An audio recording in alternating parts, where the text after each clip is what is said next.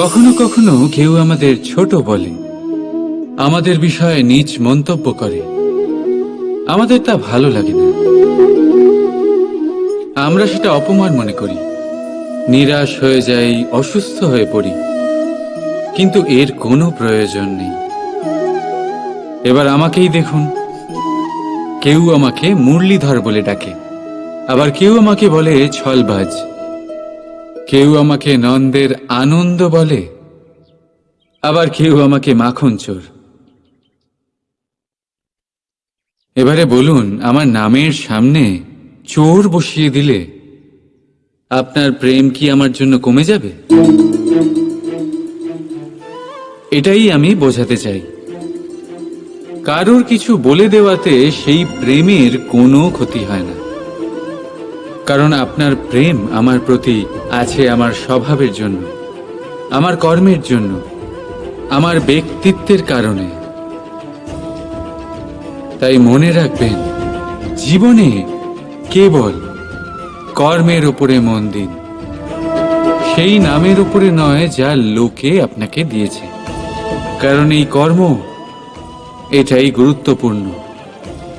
ব্যর্থ হচ্ছে এই নাম। রাধা রাধা। এই হলো তলোয়ার, সবকিছু কাটতে পারে, এতটা ধার আছে এতে। শত্রুর বিনাশ করতে সক্ষম। আর অন্যদিকে এই ঢাল, যে কোনো প্রহার সহ্য করতে সক্ষম। শত্রুর থেকে রক্ষার ঢাল, সুরক্ষার দেওয়াল এটা। এই দুইয়েরই কাজ আলাদা, এই দুইয়ের উদ্দেশ্যও আলাদা, কিন্তু এই দুইয়ের মূল সেই একই। দুটোই তৈরি লোহা দিয়ে। লোহার অংশ দিয়ে তৈরি এই তলোয়ার, লোহার অংশ দিয়ে তৈরি এই ঢাল। তলোয়ারের প্রধান কাজ হলো প্রহার, ঢালের কাজ হলো বাঁচানো। পার্থক্য কোথায়? পার্থক্য কেবল চিন্তাধারায়। চিন্তাধারা, এই চিন্তাধারাই তাই যা সত্য হয়ে সামনে আসে। কোনো বস্তু কোনো মানুষকে সুখী করতে পারে না, কিন্তু চিন্তাধারা মানুষের ব্যক্তিত্ব তৈরি করে। হয় আপনি এই বস্তুর ব্যবহার এই সংসারকে নাশ করার জন্য করুন, আর নয় এই বস্তুর ব্যবহার আপনি উদ্ধার করার জন্য করুন। সিদ্ধান্ত আপনার। কিন্তু আমি এটা মনে করি, এটাই আমার ভাবনা, যে আসুন না এই চিন্তাধারাকে আমরা প্রেমের সাথে মিলিয়ে দিই। আসুন না এই চিন্তাধারায় প্রেমকে যুক্ত করি। দেখবেন হয়তো এই প্রেমই সত্য হয়ে আপনার সামনে উদয় হবে। রাধা রাধা। এই জলধারা দেখছেন আপনি? এই ধারাকে সাগরের সাথে মিশে যেতে হলে ওপর থেকে নিচে বইতেই হবে। যে জল নিচের দিকে বইতে চায় না, ওপরে উঠতে চায়, সে বাষ্প হয়ে নিজের অস্তিত্বই হারিয়ে ফেলে। ঠিক সেইভাবেই যে এই জল পান করার ইচ্ছে প্রকাশ করে, তাকে নিজের মাথা নত করে নিজের দু হাত পেতে সেই জল পান করতে হবে। যে মাথা নত না করে এই জল পান করতে চায়, তাকে তৃষ্ণার্ত হয়েই ফিরতে হবে। এবার এই ভুল করেন সেই সব মানুষ যারা প্রেম পাওয়ার মনে ইচ্ছে রাখেন, সেসব মানুষ যারা প্রেম পেতে তো চান, কিন্তু প্রেমের সম্মুখে মাথা নত করতে চান না। এই সম্ভব নয়। যদি আপনি সত্যি প্রেম পেতে চান, তাহলে তার সম্মুখে নত হতে হবে, সম্পূর্ণভাবে সমর্পণ করতেই হবে, তবেই পাবেন এই প্রেম। তাই মনে রাখবেন, প্রেমের এই মিষ্টি জল পান করার জন্য আপনাকে এই জল শ্রদ্ধা আর স্নেহের সাথে পান করতে হবে। রাধা রাধা। কাল কথায় আছে, কালের থেকে বড় কিছুই হয় না। যে কেউ এই সংসারে আসে তাকে কালের গ্রাসে পড়তেই হয়। কাঙালেরও অন্ত হয়, আবার রাজারও অন্ত হয়। আমাদের মৃত্যুশয্যা থেকে রক্ষা করে যে চিকিৎসা, তাও একদিন না একদিন বিফলে চলে যায়। কাল সবাইকে মাটিতে মিশিয়ে দেয়। এই কাল কখনো ভেবেছেন এমন কি কিছু আছে যা কালের থেকেও বড়? এমন কি কিছু আছে যাকে কালের অন্ধকারও গ্রাস করতে পারে না? আছে, আর তা হলো প্রেম। আমাদের অন্ত হয়ে গেলেও প্রেমের এই ভাবের কখনো অন্ত হয় না, জীবিত থাকে। প্রেমের কাহিনীরও অন্ত হয় না, জীবিত থাকে। এই প্রেম প্রেরণা হয়ে কালের থেকে বড় হয়ে জীবিত থাকে। তাই যদি আপনি কালে না হারাতে চান, তাহলে সবাইকে ভালোবাসুন। এই প্রেমের বন্ধনে বাঁধলে এই জীবন মৃত্যুর বন্ধন থেকে মুক্তি পাবে। রাধা রাধা। যে সেই বৃক্ষের কতটা খেয়াল রাখা হয়েছে। কর্মের ফল অবশ্যই পাবেন, কিন্তু কর্ম অনর্গল করে যেতে হবে। সাফল্য আপনি অবশ্যই পাবেন, কর্ম অনর্গল করে যেতে হবে। একটা শুভ কর্ম করে কিচ্ছু হবে না। কর্ম নিরন্তর করে যান, পরিশ্রম নিরন্তর করে যান, দেখবেন সাফল্য নিজেই আপনার কাছে আসবে। রাধা রাধা।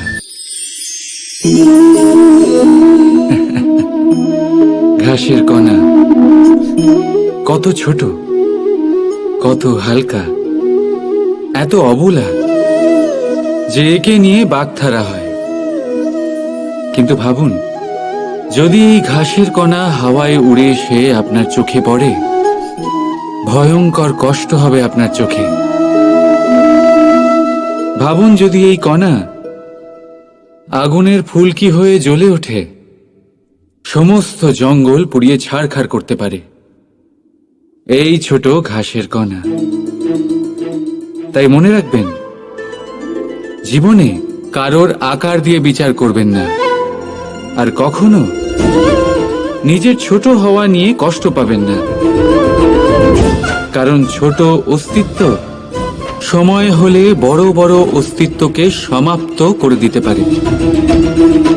তাই নিজের থেকে বড়দের সামনে কখনো নিজেকে ছোট মনে করবেন না, আর নিজের থেকে দুর্বলদের কখনো অপমান করবেন না। যে যেমনই হোক, সে তেমনই সুন্দর। এই রচনার সম্মান করতে শিখুন। রাধা রাধা। জপের এই মালা আপনি অনেকের কাছেই দেখে থাকবেন। তারা মালা জপ করে যান, ঈশ্বরকে স্মরণ করতেই থাকেন, আর প্রতিটা জপ করা পুঁতির সাথে একটা পুণ্য অর্জন করেন। কিন্তু এটাই কি সবার সাথে হয়? না। আপনি এটাও নিশ্চয়ই দেখেছেন, অনেক মানুষ বহু বছর এই মালা জপ করে যান, কিন্তু তাও কিছুই হয় না। সেই ক্রোধ, সেই অহংকার, সেই লোভ, সেই বাধা সব একই রকম থাকে। তার মানে সমস্ত পরিশ্রম ব্যর্থ। কখনো ভেবে দেখেছেন এমন কেন হয়? এই জন্যই হয় কারণ মালার পুঁতিগুলো জপতে জপতে অনেক মানুষ একটা জিনিস জপ করতে ভুলে যান, মনের জপমালা। সেই জন্য পরের বার এই মালা জপ করার আগে সর্বপ্রথম মন থেকে জপ করতে শিখুন। মনের মধ্যে যত মন্দ ভাব আছে তা ঝেড়ে ফেলে দিন। শেষ করে দিন সমস্ত দোষ। তবেই আসবে শান্তি, তবেই পাবেন সন্তুষ্টি, আর তবেই পাবেন প্রেম। রাধা রাধা। আসুন আজ আমরা কথা বলি এটার বিষয়। হীরে আমাদের জন্য অত্যন্ত মূল্যবান, অত্যন্ত প্রিয়, অত্যন্ত উজ্জ্বল। হীরের উজ্জ্বলতা সবাই চেনে, কিন্তু এই উজ্জ্বলতা আসে কোথা থেকে? অন্য কোনো হীরে দিয়ে এই হীরে পালিশ করা হয়, তবেই এটা সম্ভব হয়। কি ভালো ব্যাপার! নিজেই নিজেকে পালিশ করো আর নিজেকে আরো উজ্জ্বল করে তোলো। এবারে ভেবে দেখুন, কখনো কাদা দিয়ে কি কাদা পরিষ্কার করা সম্ভব? না, তার জন্য আপনার প্রয়োজন পড়বে পরিষ্কার জল।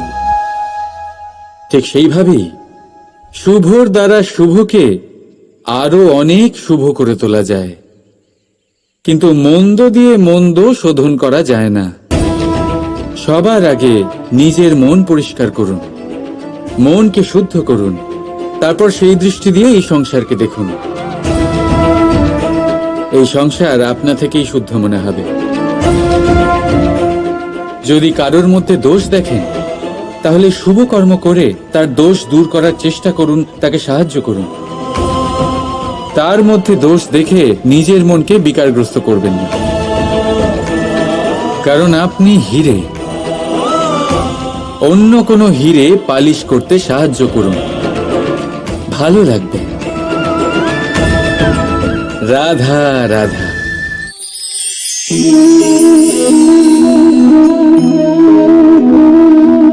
এই শিলা দেখতে পাচ্ছেন আপনি?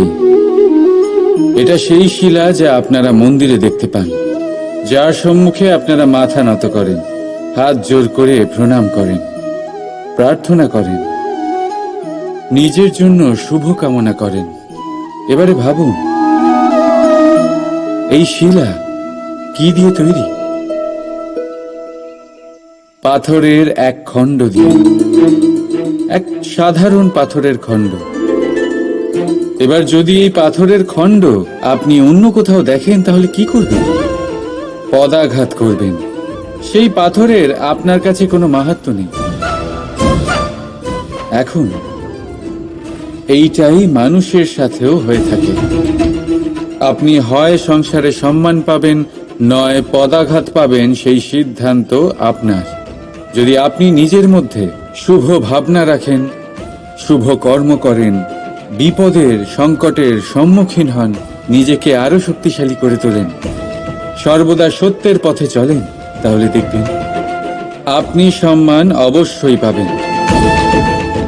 নয়তো পদাঘাতের বিকল্প তো আপনার কাছে আছেই, তাই তো? রাধা রাধা।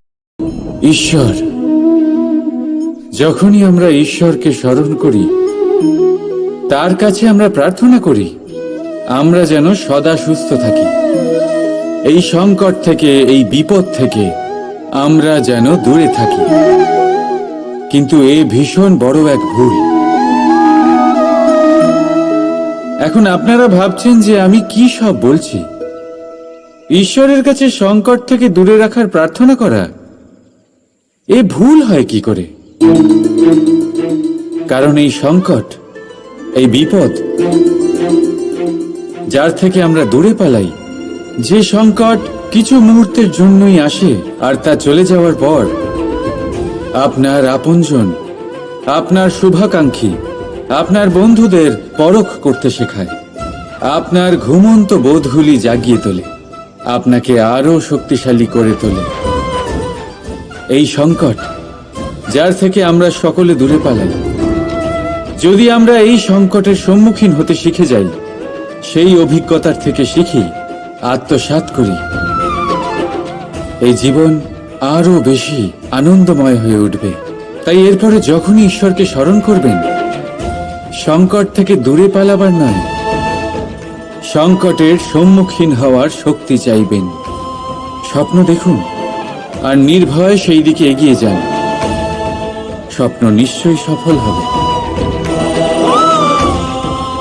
রাধা রাধা। কথায় আছে, যদি ভাগ্য সাথে না থাকে, যদি কপাল খারাপ হয়, তাহলে মিষ্টি নদীর জলও নোনা হয়ে যায়। এই কথাটা একদম ভুল। প্রতিটা বিষয়ে, প্রতিটা সমস্যার জন্য ভাগ্যকে দোষ দেওয়া অনুচিত। জীবনের সমস্ত দুর্ঘটনার কারণ ভাগ্য হতে পারে না। বহুবার কারণ হয় আমাদের অসাবধানতা। সাবধান থাকা অত্যন্ত জরুরি। আমরা আগামী সংকটের থেকে সাবধান থাকি না, নিজেকে তৈরি রাখি না। আর যখন হঠাৎ করে সংকট আমাদের সামনে প্রকট হয়, আমরা নিজেদের সামলাতে পারি না। সেই পরিস্থিতির কাছে আমরা হেরে যাই। সাবধান থাকা অত্যন্ত জরুরি। যখন আপনি কোনো অজানা পথে বেরিয়ে পড়েন, তখন সবার আগে নিজের একটা পা তার নিচের ভূমিতে রাখেন, আর আরেক পা দিয়ে সামনের ভূমি আপনি পরখ করেন। এটাই বুদ্ধির লক্ষণ। সাবধানতার মানে হলো আগামী ভবিষ্যতের পূর্বাভাস করা। কারণ যাই করে নিন না কেন, আপনি ভবিষ্যৎ দেখতে পারবেন না। কিন্তু যদি আপনার ভবিষ্যতের সংকটই লেখা থাকে, তাহলে তা আসুক। সেই সংকটের সম্মুখীন হওয়ার জন্য আপনি সাবধানতার ঢাল অবশ্যই ব্যবহার করতে পারবেন। রাধা রাধা। নমস্কার শ্রোতা বন্ধুরা, বং কোর্স ডায়েরি চ্যানেলে আপনাদের সকলকে স্বাগত জানাই। আজকের এই ভিডিওটি থেকে আপনি ভগবান শ্রীকৃষ্ণের মূল্যবান কিছু উপদেশ জানতে পারবেন। এই মূল্যবান উপদেশগুলি আপনি কাজে লাগিয়ে আপনার জীবনে সফলতা অর্জন করতে পারবেন। তাই আজকের এই ভিডিওটি অবশ্যই মনোযোগ সহকারে শেষ পর্যন্ত দেখবেন। আর এই ভিডিওটি দ্বারা আপনি যদি উপকৃত হন, তাহলে অবশ্যই একটি লাইক করবেন এবং প্রিয়জনদের সাথে শেয়ার করবেন, যাতে তারাও ভিডিওটি দেখে উপকৃত হয়। এবং আপনারা যারা এই চ্যানেলে নতুন, তারা অবশ্যই চ্যানেলটি সাবস্ক্রাইব করবেন এবং বেল বাটনে প্রেস করবেন এরকম আরো অনেক ভিডিওর নোটিফিকেশন পেতে। আর কমেন্টে লিখতে ভুলবেন না জয় শ্রীকৃষ্ণ। এবার আসুন ভিডিওটি শুরু করা যাক। অহংকার অস্তিত্ব হয় কি করে? এবারে একবার এই হাতটা দেখুন। যদি এই হাতের 5 আঙ্গুল উঠে দাঁড়ায়, আশীর্বাদ। আর যদি এই হাতের 5টা আঙ্গুল একসাথে মুঠো হয়ে যায়, শক্তি। সংকটের বিরুদ্ধে ঢাল। কিন্তু এই একটা আঙ্গুল সংকটের কারণ হয়ে দাঁড়াতে পারে। এই একটা আঙ্গুল শত্রুকে আহ্বান জানায়। এবার অহংকার বলে এই শব্দটাই দেখে নিন। আমাদের থেকে আলাদা হয়ে গেলে হয় অহং। অহং অর্থাৎ ব্যক্তির মনে হয় যে সে আপনদের থেকে, নিজের বন্ধুদের এবং সঙ্গীদের থেকে, নিজের পরিবারের থেকে অনেক উপরে, অনেক শ্রেষ্ঠতর সে। কিন্তু মনে রাখবেন, এই অহংকার কোনো ব্যক্তির অস্তিত্বের বিনাশের প্রথম ধাপ। তাই ঝেড়ে ফেলে দিন এই অহংকারকে, আর বিশ্বাস করুন আমাদের ওপর। কারণ তখনই আপনি শান্তি পাবেন। আর সেই শান্তির সাথে বলে উঠবেন, রাধা রাধা। এই মুক্ত দেখতে পাচ্ছেন আপনারা? শুভ্র, সাদা, উজ্জ্বল। আর এটা এরকমই রাখার জন্য আমরা কি না করে থাকি। এটা এরকম এই মুক্ত না ভাঙে, কারণ এটা অমূল্য। ঠিক সেই রকমই এই দুধ যাতে না কাটে, তাই আমরা এটা গরম করে রাখি। গ্রীষ্মকালে আমরা এটা শীতল জলে রেখে দিই, কারণ এটা অমূল্য। এই দুটোই বড়ই অমূল্য, তাই আমরা এগুলো সামলে রাখি। দুধ আমাদের শরীরের অনেক পুষ্টি দেয়। সেই শরীরেরই সৌন্দর্য বাড়ায় এই মুক্ত। এবার মুক্ত আর দুধের মতোই হয় আমাদের আপনজনদের মন। এটাও আমাদের সামনে রাখা উচিত। এটার রক্ষাও আমাদের করা উচিত। মিষ্টি কথা, স্নেহ আর ভালো ব্যবহারের দ্বারা এগুলি সামনে রাখুন। কারণ যেভাবে একবার দুধ কেটে গেলে তাকে আর কোনোভাবেই ঠিক করা যায় না, আর একবার যদি মুক্তো ভেঙে যায়, যাই করুন না কেন তাকে আর জোড়া দেওয়া যায় না। ঠিক সেইভাবেই একবার যদি মনে ফাটল ধরে যায়, তাকে আগের অবস্থায় ফিরিয়ে নিয়ে যাওয়া অত্যন্ত কঠিন হয়ে দাঁড়ায়। মনের মতামতে ভেদাভেদ হতেই পারে, কিন্তু মনের ভেদাভেদ হওয়া উচিত নয়। সেই জন্য একে অপরের মনকে সামলে রাখুন, কারণ তা অত্যন্ত অমূল্য। রাধা রাধা। রাধার এই হার হঠাৎ করে ছিঁড়ে গেল, সমস্ত মুক্তো পড়ে গেল। রাধা আমাকে বলল যে এই হার তার খুব প্রিয়, এই মুক্তো অমূল্য, তার জন্য বিশেষ। যখন রাধার জন্য বিশেষ, তখন আমি শুরু করে দিলাম এই হার ঠিক করতে। প্রথমে অনেক সময় লাগলো এই মুক্তো খুঁজতে গিয়ে, আর তারপর আরো সময় লেগে যাচ্ছে এই হারে এই মুক্তো পড়াতে গিয়ে। ঠিক আছে, এবারে আপনারা নিশ্চয়ই ভাবছেন এর জায়গায় আমি নতুন কোনো হার কেন নিয়ে এলাম, কিন্তু না, কোনো নতুন হার আমার রাধার গলায় দেখে আমার এত আনন্দ হবে না, যতটা সেই হার দেখে হবে যা রাধার প্রিয়, যা আমার রাধার জন্য অমূল্য। এই রকমই হয় আমাদের বন্ধু, আমাদের অমূল্য বন্ধু। তাই কোনো বিষয়ে যদি পরিস্থিতি খারাপ হয়ে যায়, কথা কাটাকাটি হয়, কোনো কারণে মতভেদ তৈরি হয়, তখন তাদের থেকে দূরে সরে যাওয়া একেবারেই উচিত নয়। বরং চেষ্টা করুন তাদের আবার প্রেমের বন্ধনে বেঁধে নিতে, নিজের কাছে রাখতে। কারণ এই বন্ধন, এই অমূল্য বন্ধু, এদের মাহাত্ম্য জীবনে অনেকটাই আলাদা। তাই আসুন আর ভালোবেসে বলুন, রাধা রাধা। আজ বড়ই কঠিন পরিস্থিতিতে ফেসে গেছি আমি। কখন থেকে এই দুধ মন্থন করে কি সব অসম্ভব কাজ করার চেষ্টা করি আমি সব সময়। দেখুন, দুধ কেটে গেছে মানে তা দিয়ে আর মাখন হবে না। ঠিক, খুব ভালো কথা যে আপনারা এটা জানেন। এটাও জেনে নিন যে আমাদের সম্পর্ক ঠিক এরকমই হয়। যদি সম্পর্কে তিক্ততা চলে আসে, তাহলে যতই চেষ্টা করুন না কেন, কোনো লাভ হবে না। যদি আপনি আপনার সম্পর্কে সুখের মিষ্টি মাখন খেতে চান,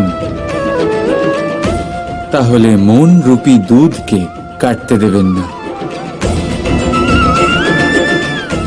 রাধা রাধা।